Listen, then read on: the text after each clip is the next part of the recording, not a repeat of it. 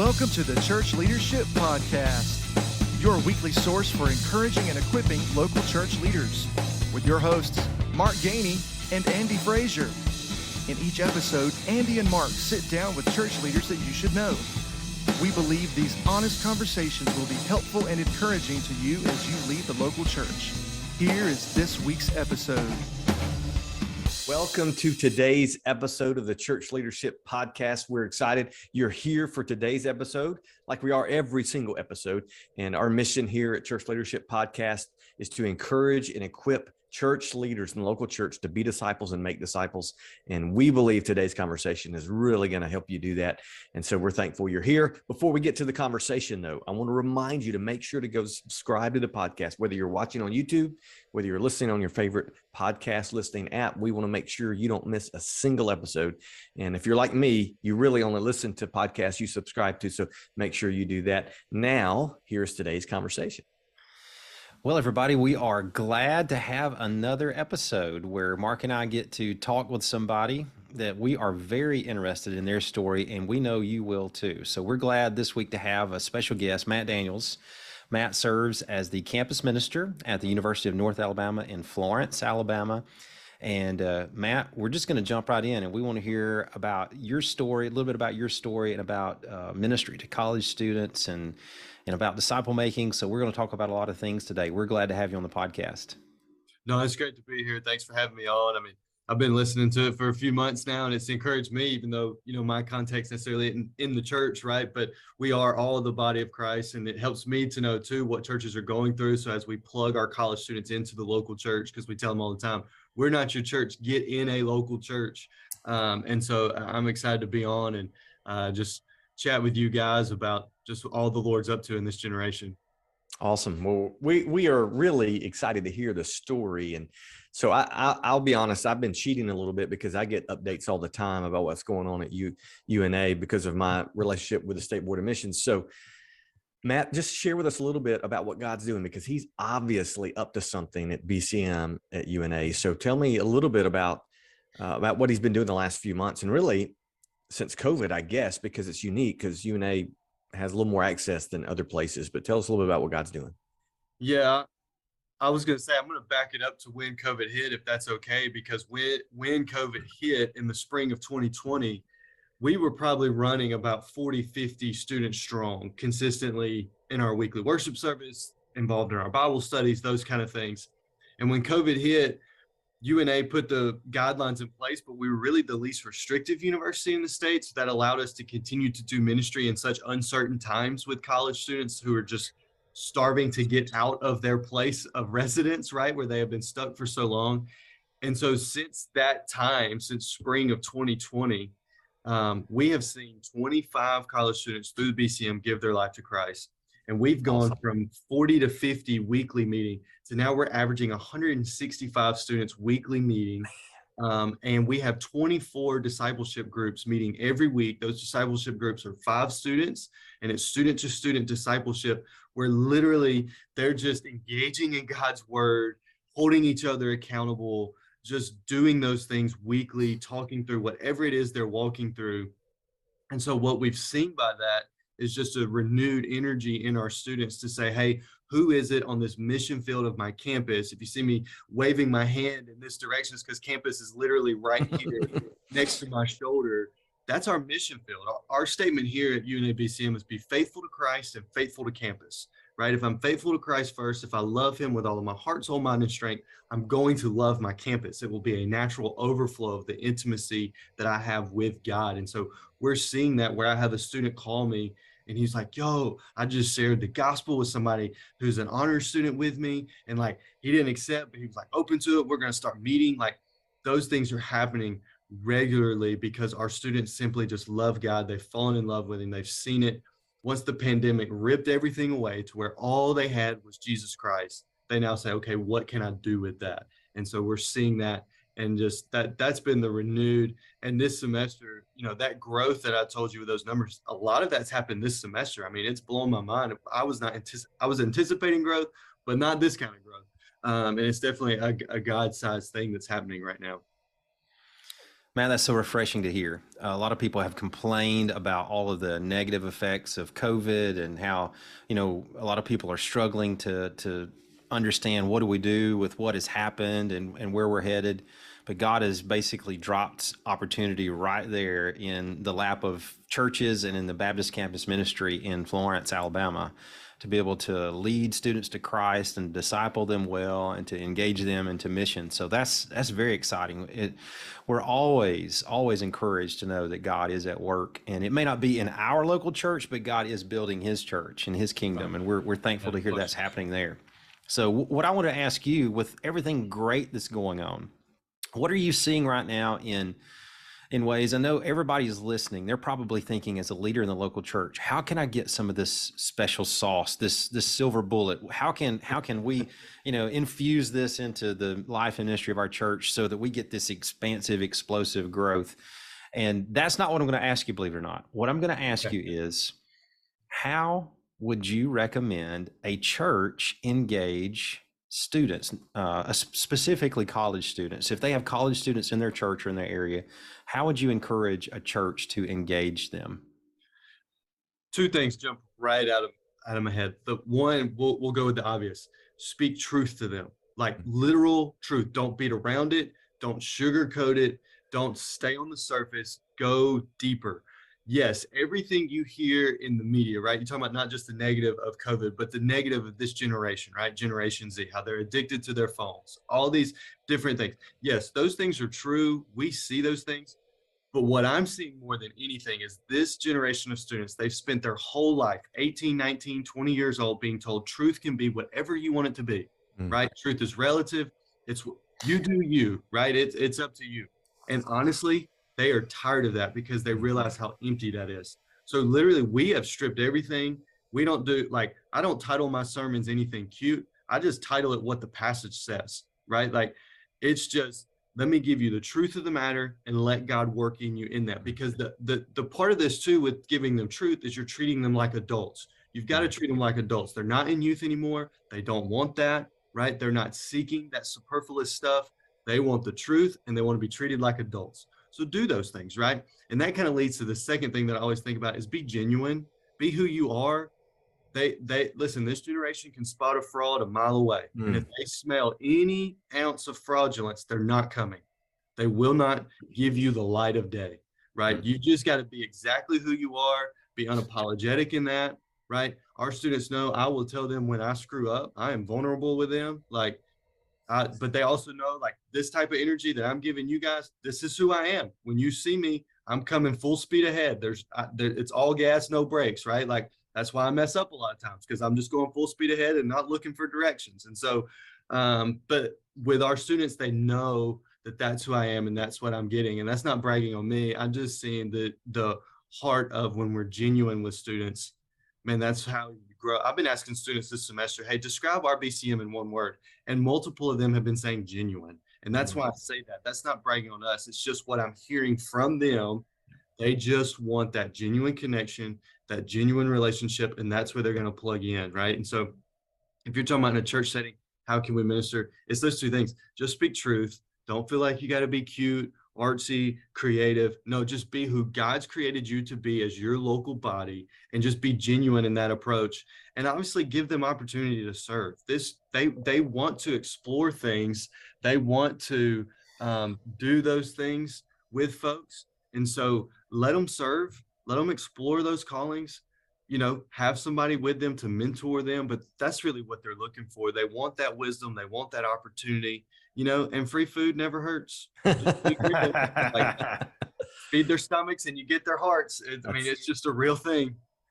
That's right. That is our motto for college ministry, for sure. And so I just want to echo what you said, man. I think that authenticity, that genuineness, the speaking truth, I think that's so refreshing for a lot of people watching and listening, because we've been told for a long time that to reach a younger generation, you've got to change everything and you've got to, but that's just not true. It's probably never been true, but it's certainly not true now. Andy and I we have children who are college students. And so we can speak to that, the craving, and the desire for truth and genuineness. But really what you're talking about is relationship. And you mentioned it a couple of times.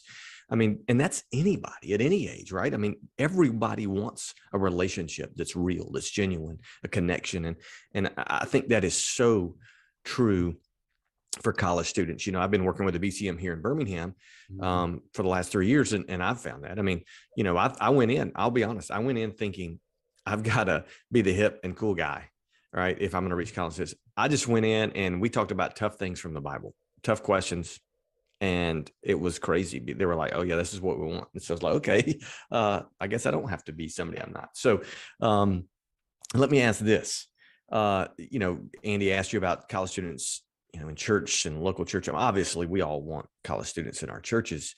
But I think one kind of light bulb that went off for us about 3 or 4 years ago was, you know, we live 8 minutes from one of the largest college campuses in our state. And there are literally tens of thousands of students in our area that attend that university or some other university. And there are thousands of students all around us that don't know Christ. And I wanted to ask you, because you have a unique position to answer this, and you've talked about it a little bit already, but in 2022, the way to reach college students for Christ, I think is a little bit different maybe than 2012 and 2002, and certainly beyond that. So what are some ways that you're finding are effective in reaching these students that come on campus that don't know Christ? Maybe they grew up in church, maybe they didn't, but what are some ways you're finding effective to reaching them for Christ? Yeah, I think one of the big ways is going where they are, right? Like the college students, when they come to campus, they're going to get plugged into something outside of just, yes, you're going to have the small group that they're just going to class. They got to work a full-time or part-time job to put themselves through. So they're commuters, right? They're in and out. But the majority of the students are going to get plugged into something: sports, marching band, Greeks, honor society, et cetera, right? The clubs in their major. And so you've got to go to them. You've got to go to where they are. I see that a lot of times, right? I mean, we talked about seeing campus as a mission field, but it really is. If you look at the numbers, you can safely assume that north of 70% of a college campus, even let's just talk state of Alabama, this is state of Alabama, right? North of 70% are lost. And you can safely assume somewhere around 88% of the college campus is not living in a right relationship with God, right? So if you look at it by the numbers, that's an unreached people group. IMB would consider the University of North Alabama an unreached people group, right? And so treat it that way, right? If this is an unreached people group, then let me just go and be on campus. Let me just hang out and get to know them and meet them in their context, right? So we do things like with the marching band, when they're in band camp, we host them in our building for lunch, but then in the afternoon, we go every afternoon and give them popsicles. And all we're doing is hanging out with them for 20, 25 minutes, giving them a popsicle when it's 107 degrees outside and they've been out there all day long, right? And the band stops for 20 minutes and gives us time to interact with them and build relationships with them and say, hey, we love you. We don't, whatever you're going through, we love you, right? To partner with the local church and rent a shaved ice truck and take that to the football team, right? We did that with the international students as well. And we took it to one of the international student events, right? Going to them, we fed the cross country team by going out in the morning. We took them breakfast after they finished running 900 miles because they're weird and they do that, right? I mean, just taking it in their context, right? And meeting them where they are then allows us to build those relationships, earn their trust, right? To then, honestly, like I'm going to use a word here that's kind of a common word on a university campus, but a safe space for them to ask their questions. This generation has questions that they want to ask, but they're literally terrified to ask because they don't know who they can trust. They don't know what they're going to get in return. And so you've got to let them ask their questions, and you've got to listen to learn, not listen to respond. I've learned more when I listen to learn where these students are and what they're walking through. Then I know how to seek from scripture how to respond to their great need, right? I mean, and sometimes that may mean you go, like last Thursday, I went, one of our fraternities was on campus. They raised money for their philanthropy by you donating, and you get to throw eggs at the fraternity brothers, right? Like that's how they raise money. And this was a fraternity I've never been able to engage with. They've never opened their door to me. I heard they were doing it. I was like, I'm going to go. So I went over there, and for 20, 25 minutes, I just hung out with these dudes. And I'll be honest, they spoke like I was a fraternity brother. It was not wholesome. It was not clean, right?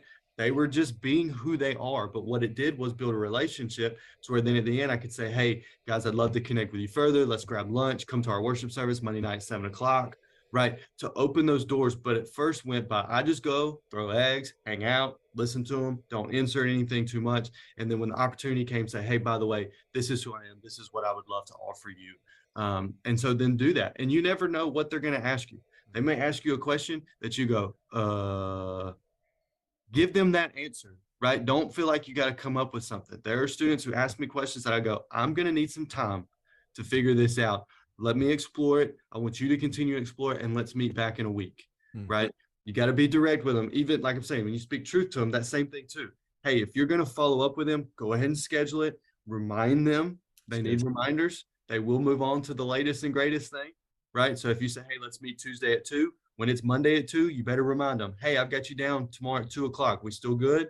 Like, you got to stay on them. But when you do that, it's going to build that relationship to where, like the freshman guy we had get saved about a month ago, he was really struggling with believing that Jesus could be fully God and fully man. He could not wrap his logical mind around that concept, right? Which is probably a real struggle we've all probably dealt with at some point in our life, right? So it's real. And he just kept saying, I need more proof. I need more proof, right? Well, what he began to realize is that as he was coming to the BCM, as he got involved in a local church here in the Shoals, everywhere he looked, he saw proof that Jesus is real. And although he couldn't logically explain that Jesus is fully God and fully man, he sat right here behind me in a chair. He said, Matt, I'm willing to jump off the diving board and not check for water because it seems like the right thing to do, because everywhere I look, I see God. We know why he saw God was just because God's people were being real and living that out every day, everywhere they saw him, and they were praying for him. I mean, we probably had 20, 25 of our students praying for this young man to come to know Christ. It was actually really cool. He walks out of my office and he looks, and suddenly he realizes those people who are praying for him were waiting for him to come out to know what happened, right? And his older brother was one of those. And our BCM is loud. Okay, we're a fun bunch. It's normally really, really loud in here, especially after a Monday night worship service. This was Monday night at like 10:30 a few weeks ago. He walks out, he embraces his older brother, and in our BCM, all you can hear are those two tearfully sobbing. And then you look around, and all those students who had prayed for him were also crying. And then they ended up ordering Domino's and having a pizza party because they said, if they're partying in heaven, we can party here. That's right. So we let them do it. But that's just what I think of when you talk about reaching college students. Is just be who you are, but you got to go to where they are and be willing to sit there, right? Like Jesus did with Zacchaeus. What did he do? He didn't stop at the tree. He said, I'm coming to your house, right? And I think that's just such a great example for us too, especially with this generation of college students. Go where they are. And more often than not, they're going to return the favor. They'll come to you. Well, speaking coming to us, we know the mission of the local church is to reach the lost and make disciples who make disciples. And we know, based on what you've said so far, we don't need to fool around. We need to recognize the urgency of us reaching these students. So we've talked a lot about being genuine in reaching these students and being honest in reaching these students. But tell us for just a minute, Matt, not just what our churches can offer these students who are in college, who wanted to be treated like adults, but how can our churches benefit from these students serving in our churches? How can our churches benefit from us actually seeing these young men and young women who are college students, who are disciples of Jesus, as somebody who is not the leader of the church in the future, but an opportunity for somebody to use their spiritual gifts to serve and help in our local church now? I think one thing you're going to see is the energy they will bring. It will be a natural energy that is positive, that's full of joy, that's full of that kind of youthful, I'm going to say youthful ignorance carefully in case there is a college student listening to this. I'm not calling you ignorant, but it's that like, cool, I'm in, let's do this, let's figure it out together. But they're going to push you too. They're going to see some things, and most of them will be willing at some point to at least come to the leader they're serving under and go, hey, why are we doing it this way? Hey, could we try this? Like, they're going to give you their ideas. And that doesn't mean you have to do them, but you've created that space for them to try those things and to be willing to reach out and let them serve in that and explore those callings, right? To where you never know. Like, we have a young man who literally 18 months ago was saved. First time in his life, comes to know Christ. And today will tell you he's called to be a pastor. What you're going to see is they're going to quickly grab a hold of it. And God's going to use, I mean, it will move quickly in their life, right? And because they're hungry. And I think what they'll do, you talking about for the church, it'll become contagious, right? If you hang around them long enough and you realize how hungry they are and how quickly they're growing and how much they're yearning for that, then you're going to just jump on board and want to follow it with them, and do some of the things that they do and hang out with them. But what you'll see too is if you can get one college student who loves the Lord and loves their campus, they're not going to come alone. Right. So for your church, what they're going to be is they're going to be natural growth catalysts for you. This generation does not like to do anything alone. That's right. Unless they're just super introverted. There's still those super introverts that love their dark room and their warm blankets. Okay. And that's fine. Let them be introverted. They're wonderful people. They serve well. Right. But for the most part, they're not going to come alone. Right. They'll bring their friends, but then eventually, if they're from out of town, they're going to bring their parents. Right. They're going to bring that parental figure in their life. And now what you're realizing with the college student, you're not just reaching the campus, you're reaching a home. Right. Or if there's an international student that you can get and build a relationship with, you're now potentially raising up a missionary to send back to a country. Right. I mean, now you're talking about the global kingdom of God really being affected by you as a church, just being faithful, praying for college students, loving on them, and letting them come and insert themselves into your church body. Don't feel like, man, my college ministry's got to look like this square. No. Your college ministry needs to look like your college students, right? And let it feed off of that, right? We've got various college ministries here in Florence that all meet on Wednesday nights. You can go to one college service that's a full-blown worship service, right? Band, lights, pastor, right? Invitation every week. And then you can go to another one where they literally just sit in a big circle in a room and they go verse by verse. They just go word for word and they're diving into the Greek and the Hebrew and they're discussing that, right? I mean, but each church is doing what fits their context, right? And the students get to find that context that works for them, that God challenges in them. I mean, I had 2 different college ministers call me on Thursday. Hey, we had salvations last night. They did it 2 very different ways and they're 4 miles apart, right? But God is using that, equipping those churches and allowing those students to plug in. And so I think that's just what you gain, is you gain that energy, you gain that multiplication just naturally, but then you just gain people who are just eager to learn. They're eager to serve. They just want to sit under some people, right? Like, to our churches, like, one of the best things our senior adults can do is serve in a college ministry. You don't realize how much they yearn for wisdom from senior adults, those relationships, especially if they're from home, right? They get to be with grandma and grandpa, right? Like, I mean, we had some people cook chicken stew for our guys and girls last Friday night. And a girl came up to me and she goes, "This is the first home cooked meal I've had since I left home." She was like, "I feel like I'm at home again." Right? It's just chicken stew, man. Like, how easy was it for those church people to make chicken stew, right? But what you gain now is a soft heart and a young lady who says, "I feel at home. Now, how can I give back?" Yeah. Right? So I think that's what you see in the college students. And we're seeing that statewide. Talk to any of our campus ministers, and I feel pretty confident saying they will tell you those same things that they're seeing across the board. Yeah, no doubt. And I mean, I can testify to that. We started with one college student because we connected with the BCM. And she started attending, and we've got a whole lot more than that now. That's because you're right. They don't do it alone. And here's a cool story. I just want to finish with this. There's a guy who started attending. He doesn't even attend our church. We have our college ministry. We call it Coffee House. It's Thursday nights. And he started attending the BCM lunch that we do on Wednesdays. And then he started coming on Thursday nights.